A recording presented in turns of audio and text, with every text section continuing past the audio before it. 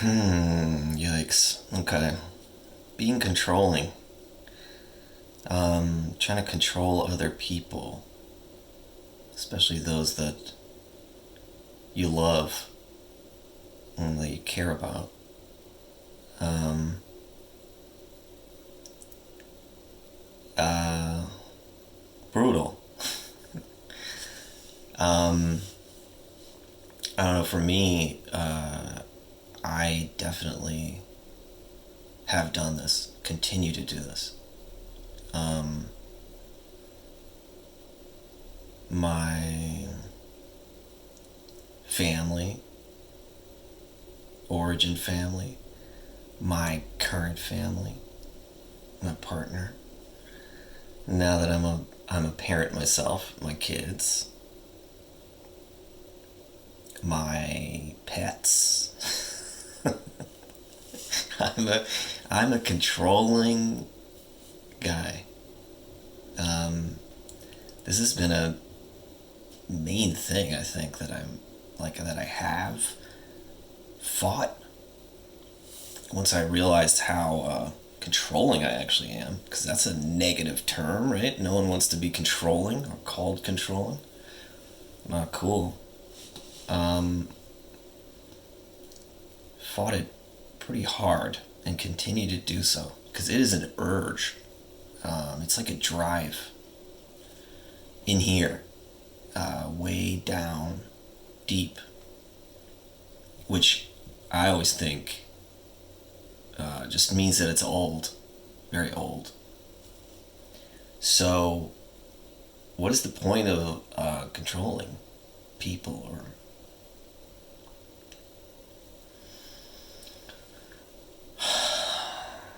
yeah, I think it can have different reasons. Like, if you're some dictator controlling people, the reasons may be a little different. And if you're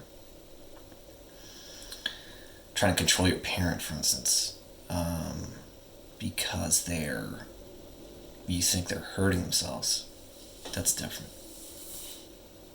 Um, and I would say my brand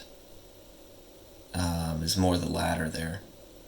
I could be a little dictator for sure, but for the most part, when I really dig into it, it comes from fear. Fear. Um, Fear of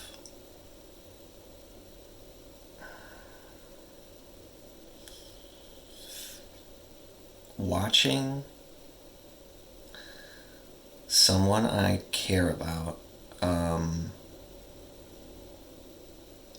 hurt themselves. Um, Watching someone kind of be out of control and not able to do what's best or what's good for them or for us, or um,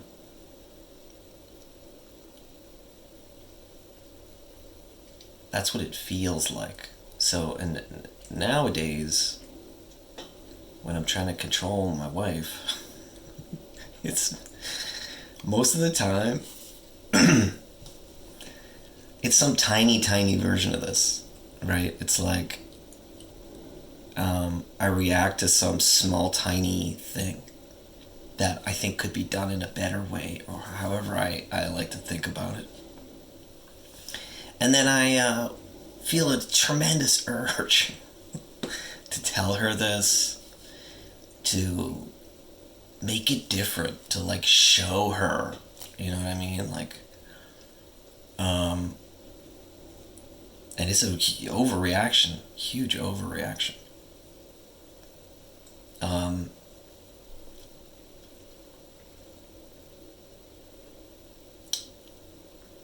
and that's how I can, even I can see in myself, if I'm honest, the overreaction part of it, and that's the big clue that it doesn't really have much to do with what's currently going on, but instead is an old something. Um, and yeah, I think a lot of our craziness, as as everybody knows, I think at this point, um, it's self-preservation. Um, whoa, cool. Self-preservation from the past. These things used to keep us alive or keep us safe. Thinking we could control someone else used to feel safe, make us feel like okay. Controlling stuff, controlling the environment. It takes many forms, like just isolating and trying to control my environment completely. That is a position of safety, of a certain sort. But then, like later in life, when you want other things, like maybe a deep relationship, or maybe, yeah, you don't want people to be mad at you because you're trying to control them. For instance, you want relationships where the other person can breathe and be autonomous, just like you want to be. These things get in the way. That's why they're insane. Because they end up being self-destructive. And controlling other people is definitely one of them. It's not going to get you what you want. It sure as hell hasn't gotten me what I want. And you can feel the opposite too. You can feel the opposite take over. Like the opposite of controlling someone is, I guess, letting go and letting them be who they are, act how they want to act, feel the consequences of their actions if there are consequences. Feel your own feelings then that come from that. You can feel in time. Well, it hurts for a while, but you can start to feel in time that is just more true, more free for everyone, and even from the other person. Like maybe start to feel the shift towards you, because when you're a controlling idiot, they're gonna be in their own stance. Don't control me. You know what I mean? Like they're gonna fight back. I don't want to be controlled at all. I fight back very hard when someone is trying to control me, just out of instinct. So it all loosens up and it gets more flowy.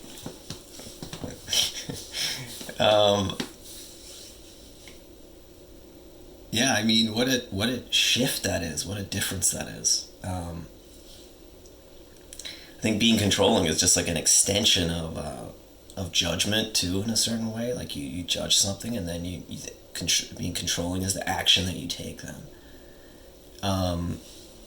You don't want it. You don't accept it. You don't accept this behavior in your partner or your kids or whoever, your parent. So then you try to do something. I mean, it seems natural. But for the most part, you don't succeed that way. I know I haven't. It's a wall.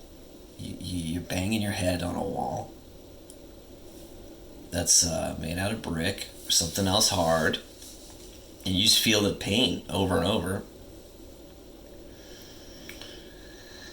of trying to change someone and thinking you have responsibility over this person, and in fact you just don't. You don't have power over them. You really don't have responsibility in most cases, unless they are your kids. Then it's a fun dance that I can now talk about, but wouldn't have been able to 10 years ago. And that is actually harder when you do have some responsibility. But if it's your parent, that's not really your responsibility, is it? For the most part. At least not when you're a kid. Yeah. So you hear that a lot, in 12 Steps and in other places. Banging your head against the wall. Trying to get someone to change their behavior.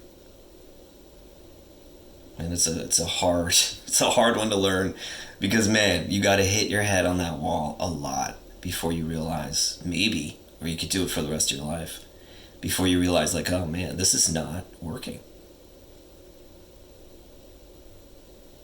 The desired result is not happening here, and I've tried for years.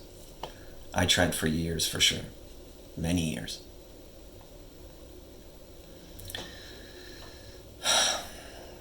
Yeah. Just a little bit about controlling people. I'm sure we've all done it. I for sure have spent a lot of energy, time, trying and failing. All right, thanks.